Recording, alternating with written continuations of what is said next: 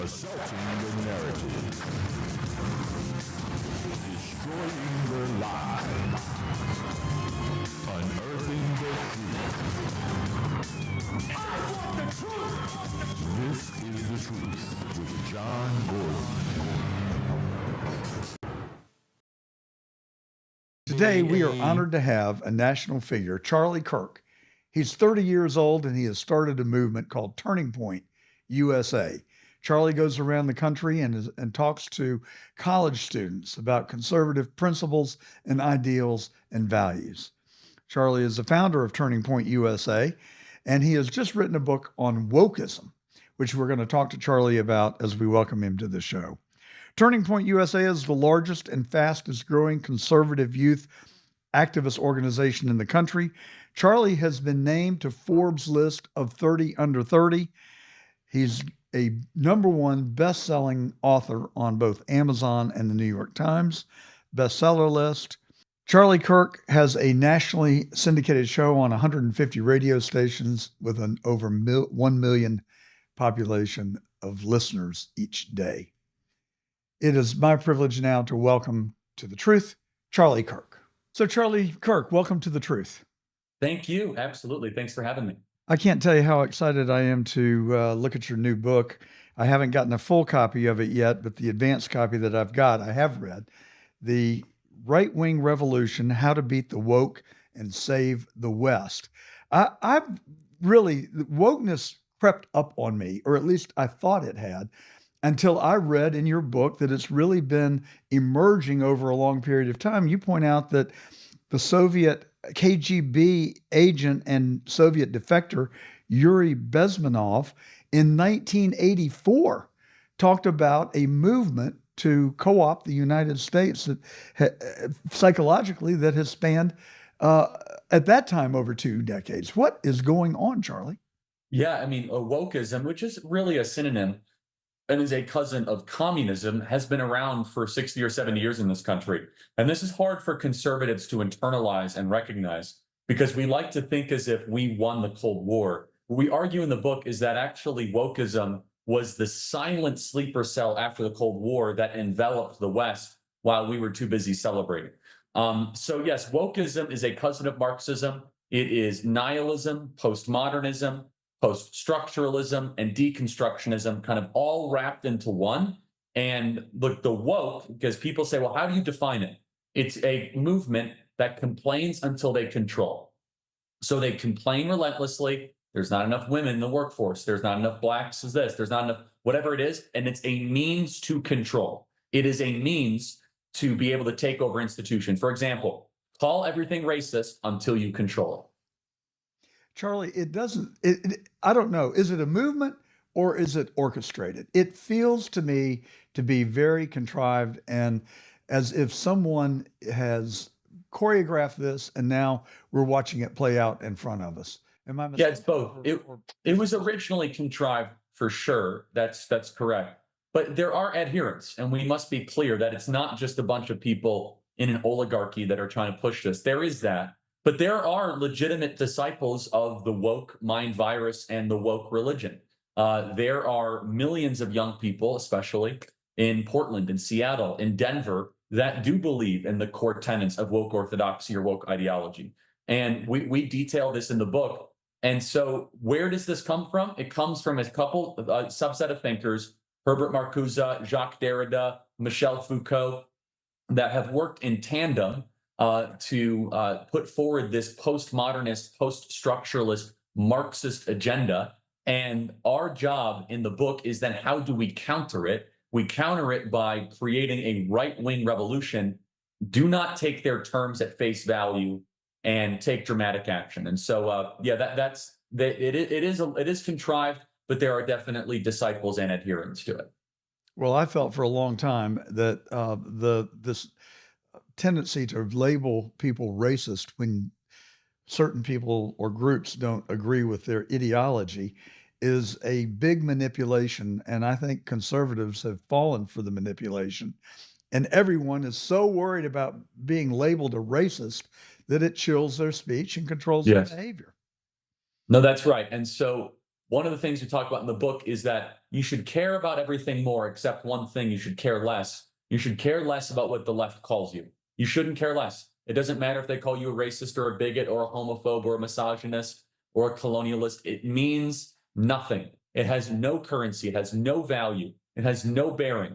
And to go even a level further, the power that the left currently has over America, more than anything else, is weaponized name calling. It is fourth grade style tactics. Now, they also control the FBI, they control the banks, they control that. But at its core, the cultural power they have is that they can make you stop. They can make you stop thinking, stop working, stop acting, stop canvassing, stop anything if they call you a racist, if they call you a transphobe. Stop giving them that power, is what we say in the book. Reject the premise, refuse their terms, and say, no, I really don't care what you call me. It means absolutely nothing to me. And yeah, in the book, Right Wing Revolution, we talk about what happens when that actually occurs. The left largely falls apart. The thing I can't comprehend and get my head around is how they have developed such strength. When you say they control the FBI, they control departments of government. I read the other day that the progressive liberals have infected the United States government, and that they have 90% of the employment in the federal government is liberal or progressive. How did that happen? Two answers to that. Well, there's really three, but two. The first of which is a very innocent explanation. We conservatives don't want to work for the government. So there's kind of been a natural selection where we don't go in the government and they do. The second of which is critical and very important to understand, is that we didn't stop them, is that we did not fight them for 30 years. Oh, okay. I guess the FBI wants to have a pride march. Oh, okay. I guess that we have affirmative action. We just didn't fight. We did not oppose them. And we were called conspiracy theorists when we said that they're taking over the entire government. And the third thing is that they had a plan. They had a plan to take over the universities first. And that's what's so brilliant about their plan, is that if you take over the universities, they are feeding factories for every other institution. You control the universities, you get more FBI agents. You control the universities, you get more technical engineers at Google. You control the universities, so on and so forth.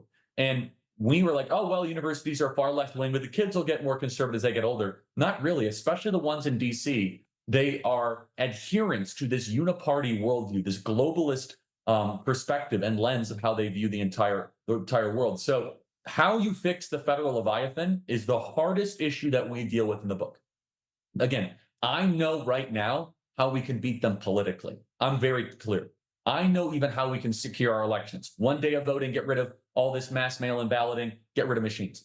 I have an idea. The thing, I'm honest on the book, the hardest beast to slay in America is the deep state or the administrative state. They have such power. They are so willing to kill people that might disagree with them. They've assassinated presidents. They've taken people out of the game.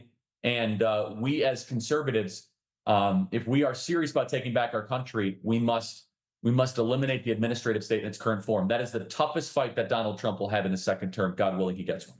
Charlie, I got a letter. Don't ask me how I got on the list, but I got a letter from the Biden-Harris campaign just last week, and it was a fundraising letter to which I did not respond, obviously. Reading this letter, I literally thought that I was in that TV show, I've Been Punked. I felt like I was in the Twilight Zone. Here are the platform agenda items of the Biden-Harris campaign: mandatory vaccinations, complete ban on firearms, youth gender autonomy, mandatory vegan diet, and open border policy. Good God, save us! Help. Was that in the letter? These are the. Can you zoom in on this, Q? Well, I hate to. I think then that's probably a troll. That's that they're sending out. I tell you, it may be. It could be that the mandatory vegan diet. I think that's probably done by conservatives trying to make them look bad. I'm guessing. Charlie, I hope you're right, but I got a fundraising solicitation, and the return envelope was to the Biden-Harris campaign, and so I don't know, but I'll accept your explanation because I'm only saying it's. Here's what's amazing: the fact that we might think it's real shows how insane, right? It's dangerous. So it's a very deep point, but the vegan thing I think might be a troll. We'll see. Well, I like I said when I read it, I said I've been punked, but one way or the other, it like you say, it is somewhat. Most of the items are believable, and that's the scary part. Charlie, are we going to win in November? What's your best estimate? And I'll tell you, when I say win, I go straight to one thing. It's not politics or policy or a record versus a record. It's whether we're going to have an honest and fair election. To me, that is the only way we lose if we don't. Well, so we have a 50-50 shot. It's that simple. We have a 50-50 shot of Donald Trump getting back in the White House. It should be 100%, by the way, if we had an actual fair and free election, but we don't. We do not have a fair and free election. And so we have a 50-50 chance. And there's a lot of things working in our favor and a lot of things working in the Biden machine's favor. One of the things in the Biden machine's favor is our Republican Party did not do a good enough job of reforming elections. We just didn't. We did not do a good enough job of reforming our elections over the last couple of years. And so we're left with somewhat damaged elections. And so I refuse to overhype the odds. At the same point, here's what I will say. It is very winnable. There are more of us than them. It can be done, even with the faults, even with the negativity. That's why I like Donald Trump's too big to rig. But I respect your audience too much, and I respect my audience too much. I'm very clear. It's a coin flip. If you have a coin, flip it. That's Donald Trump's chances. I agree with you. I mean, every poll that I read is within a point or two in the popular vote, even though I am watching a weekly YouTube video that is tracking the 22 national polls, and they assimilate the data and then they put it into the context of the Electoral College. And based on the poll this week, Trump gets 290 electoral votes. Wow. Well, again, that's, but look, they can steal something up to 3 to 5 points. And that's why we need, so here, everyone has a role to play. My role at Turning Point Action and what we're doing is, I think one of the greatest frauds in America is when people agree with us and they don't vote. And that happens. And so my job is to try to get every person who agrees with us to vote. And again, everyone has an important role to play, but that's the lane that I've emphasized and I'm focusing.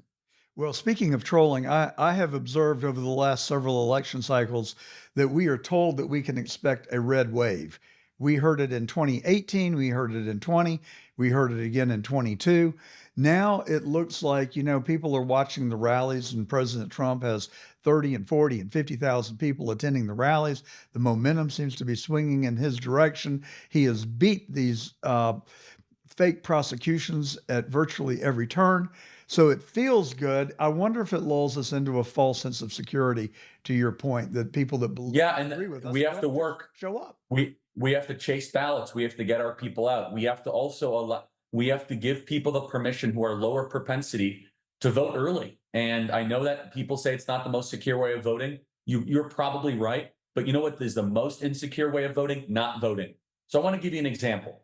Here in Arizona, when I went to go vote for Kerry Lake, who should be governor of Arizona, there was a 2.5-hour waiting line. And there were hundreds of people in their 90s who could not stand there for 2.5 hours in the Arizona heat, who ended up not voting at all. So let me ask you a question hypothetically. Is it better for those 95-year-old people to have voted early or to have not been able to vote at all? Of course, it's better for them to vote early than not vote at all. And so we need to keep our activism going. We need to get our working boots on. And with that, look, Joe Biden is going to outspend us. Joe Biden controls the FBI, the CIA, the Department of Justice. They got a lot of surprises coming for us. But we have the American people on our side, and I pray that movement will crescendo in November. One of the surprises that I am so freaked out about and think about every day is that I watched an interview with Biden with David Muir from Normandy 3 weeks ago. And here is the president of the United States saying that he was going to give the green light to the Ukraine to use American-made munitions to fire on the internal sovereignty of Russia. Now, I don't know about you, but that is the most provocative comment I've ever heard come out of a president's mouth.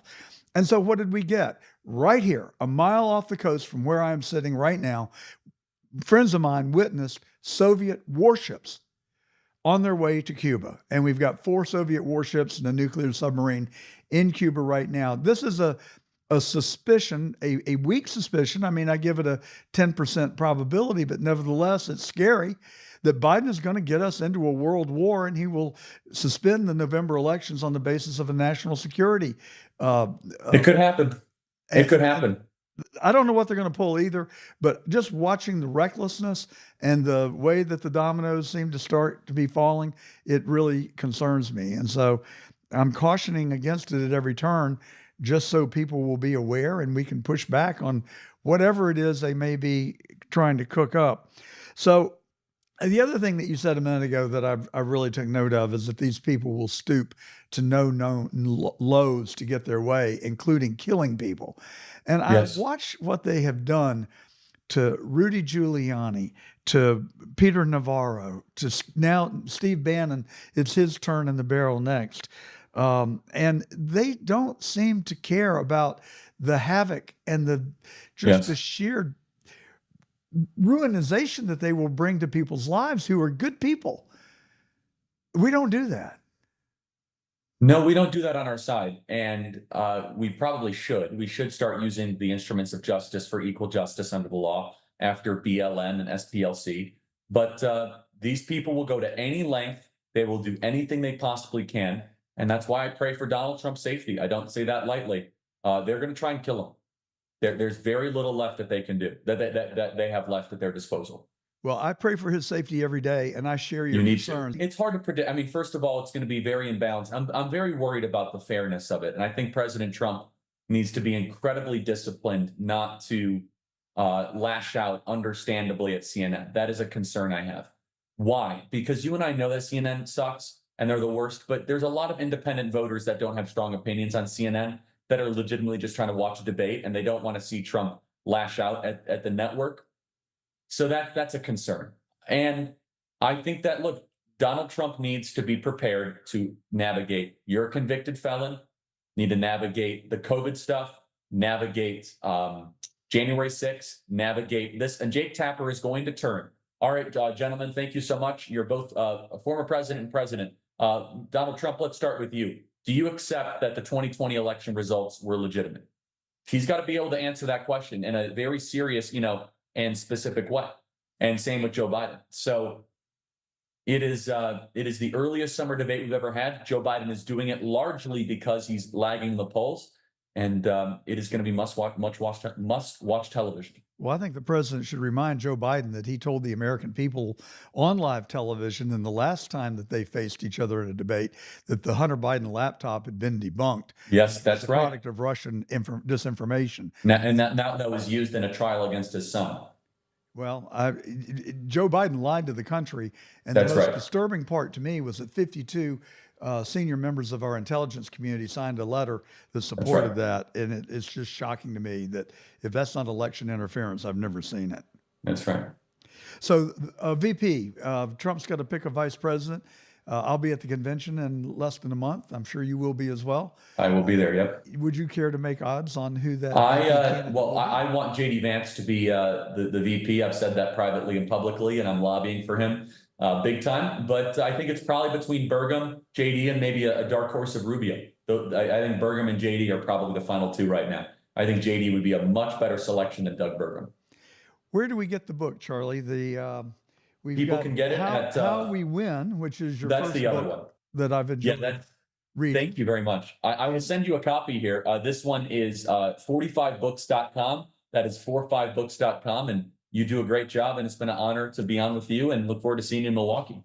Well, thank you very much, Charlie Kirk, and keep up the good work. Keep fighting. Thank you. And please let us know how we can be a part of the great movement that you've started. Thank you, Charlie Kirk. Come back anytime. Thank you. My predecessor and his extreme MAGA friends are now going after diversity, equity, and inclusion all across America. This MAGA threat is a threat to the brick and mortar of our democratic institutions, but it's also a threat to the character of our nation. Donald Trump and the MAGA Republicans represent an extremism that threatens the very foundations of our republic. An extreme movement led by my predecessor and his MAGA Republican allies, backed by an extreme Supreme Court, gutted affirmative action in college admissions. Well, I've listened to Biden, I've listened to Obama, and I've listened to Clinton. They all claim that MAGA Republicans are somehow evil and sinister and want to change the fabric of America. Yet it was Obama who has publicly said that he wanted to reshape and change the fabric of America. So this has all gotten me to thinking, and if you have a pad and paper, I would really appreciate it if you would just take two columns, as I have done, and write Democrats in one column and MAGA in the other column. And you define the top 10 characteristics that you believe epitomize both parties, which is what I've done, and I'm going to share it with you today. We did this on a radio program about 3 weeks ago, and I've gotten a lot of comments about it. I've just focused on MAGA at that point, but well, here's a clip from Hillary Clinton. Let's let her lead us into this segment. You know, to just be grossly generalistic, you could put half of Trump's supporters into what I call the basket of deplorables. Right? The racist, sexist, homophobic, xenophobic, Islamophobic, you name it. And unfortunately, there are people like that. And he has lifted them up. He has given voice to their websites that used to only have 11,000 people, now have 11 million. He tweets and retweets. They're offensive, hateful, mean-spirited rhetoric. Now, some of those folks, they are irredeemable, but thankfully they are not America. They hate while they're accusing others of hate. Now, I've watched Donald Trump now for a good, 8 years, and probably 9 years. I've actually have watched him even before that, studied him from a business perspective as well as a celebrity. I just have not heard him engage in hateful speech. Now, he doesn't like his opponents, and he doesn't like his critics, and he is a fighter and he will go after them. But I have never heard him or any Republican wholesale broad brush the Democrats as anything hateful, just like Hillary Clinton did, and like Joe Biden has, and then Barack Obama, who wants to change the fabric of America. So, as I was saying, I have made a list of what I think epitomizes Democrats and what I think epitomizes Republicans. I would like you to compare my list with yours, and then let's see at the end who we would rather identify with. So, progressive, liberal Democrats appear to want to tear down our culture. They vandalize and literally destroy our historic and cultural remembrances. This isn't what Republicans do. I have observed that Democrats utilize lies instead of truth. And you're watching on the screen America's #1 top liar. Democrats love big government. They've engaged in the most reckless spending that we've ever witnessed in our entire nation's history and in any of our lifetimes now. And someday, it's going to have to be paid. Today, the federal budget deficit exceeds $34 trillion. This year alone, the deficit is going to exceed $1.3 trillion, which is where we roughly are, and we're just barely halfway through the year. This year's budget deficit is up 42%, And the interest on the debt is $185 billion. And it is rising rapidly. By 2028, it will be the single largest line item in the federal budget. Now, people who go against the norm or who don't subscribe to the company line, the government line, are censored or canceled. They don't care whose lives they destroy. Rudy Giuliani, Steve Bannon, Roger Stone, Paul Manafort, they just throw them in jail and ruin their lives. Good men who have fought and sacrificed for our country, who have worked for the American citizens, and their reward is their lives are absolutely terrorized. Democrats fight the Second Amendment. They want gun control, all while opening our southern border. And why do they open the southern border? For their own political greed and power. They don't like the police. In fact, they want to defund the police, and they have. And in places where they have defunded the police, violent crime and other crimes against persons and property have skyrocketed.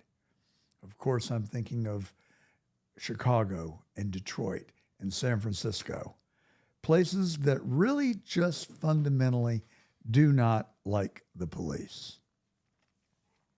Well, while they get us into wars, they simultaneously weaken our military. Diversity, equity, and inclusion are the motto of the day. And those values prevail over meritocracy.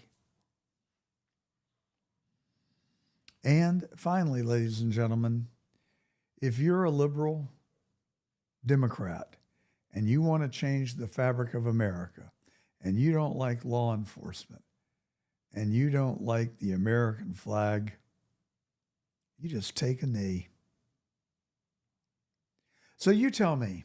You can do it in the comments, or you can always write to me, johngordontruth@gmail.com. I love to hear from you. I'll read it and I'll answer you. So what do you think? How do you think that contrasts to MAGA Republicans? You know, the basket of deplorables, the people who want to tear down democracy.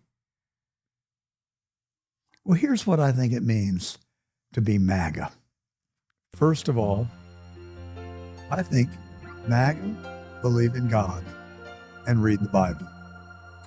I think that MAGA believe in the Ten Commandments. I think that members of the MAGA movement subscribe to the truth. I think that people in the MAGA movement value the sanctity of human life.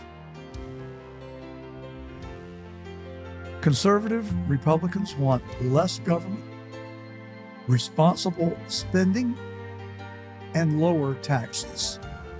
Do you know that Biden promised to not tax people if they made below $400,000 per year? And it has just been a complete and utter lie. Inflation alone has been a tax on every living American. We've experienced it as high as 9%.